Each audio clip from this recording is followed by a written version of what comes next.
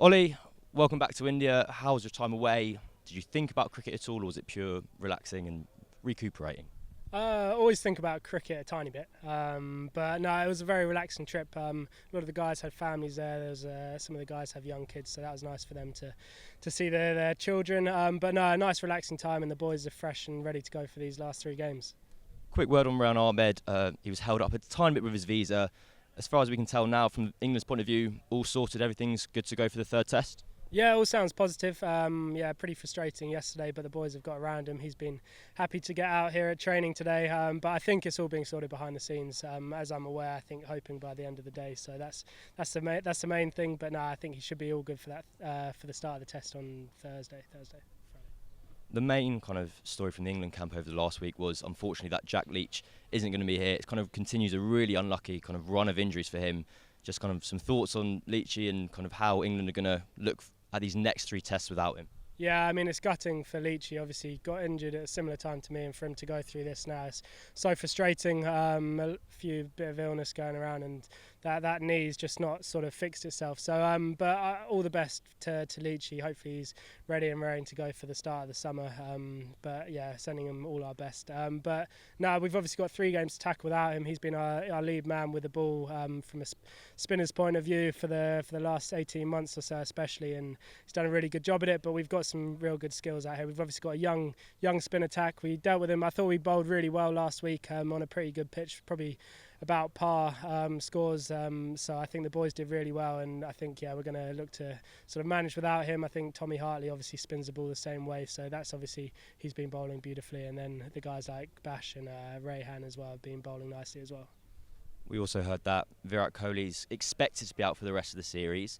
As a kind of elite competitor, what is your reaction to that? Is there an element of frustration there and disappointment? Of course, he's for personal reasons, so everyone's thoughts goes out to him. But as an elite competitor, are you disappointed that you're not getting to go kind of toe-to-toe to him at all this series?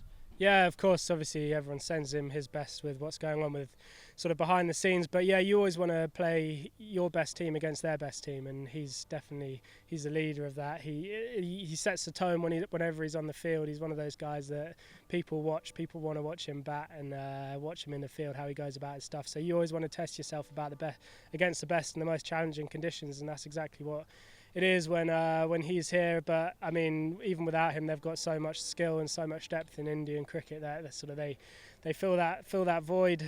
So I think that's what they have got, and they're blessed with a lot of good batters as well. So you want to test yourself against the best, but there's a lot of good players that can come in for him. India are having a kind of wider injury crisis at the moment. You do want to test yourself out against the best, but as an Arsenal fan, if you found out that Haaland and De Bruyne are out for the rest of the season, there'd never be a better chance. Like, surely there's such a great opportunity for England here to win in India.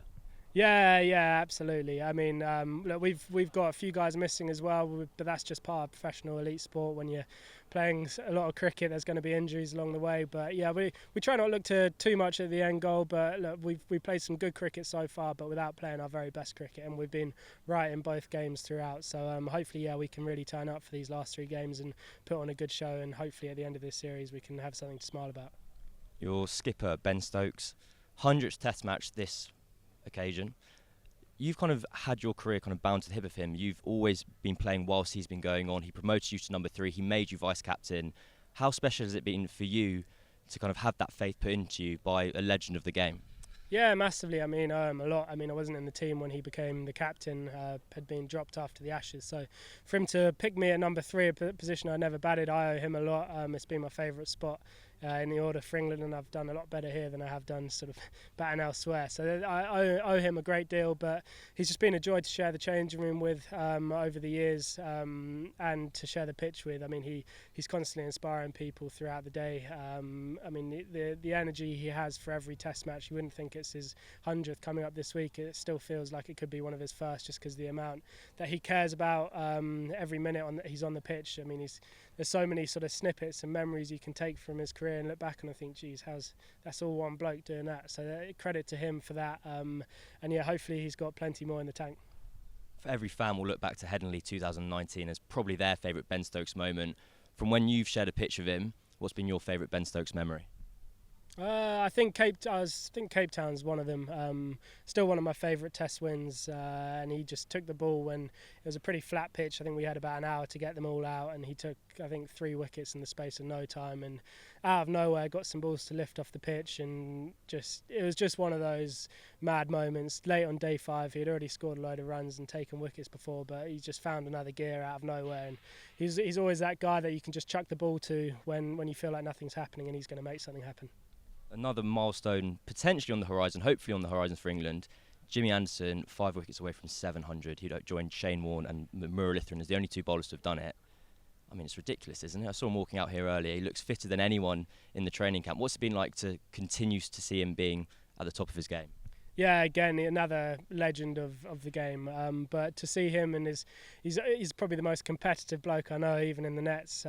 But the hunger that he has for Test cricket is just amazing. Like he just loves it. Every week you can see he's gutted if he misses out, but he's got so much energy on the pitch, and he's actually been smiling a bit recently as well, which has been great to see. But no, he's just constantly bettering himself. He's changed a few things before this tour to India. He knew how fit he needed to be to come out here, and he's pretty shredded at the minute as well. So no, he's in great nick, and I think he's just loving his cricket, and hopefully it can continue as well.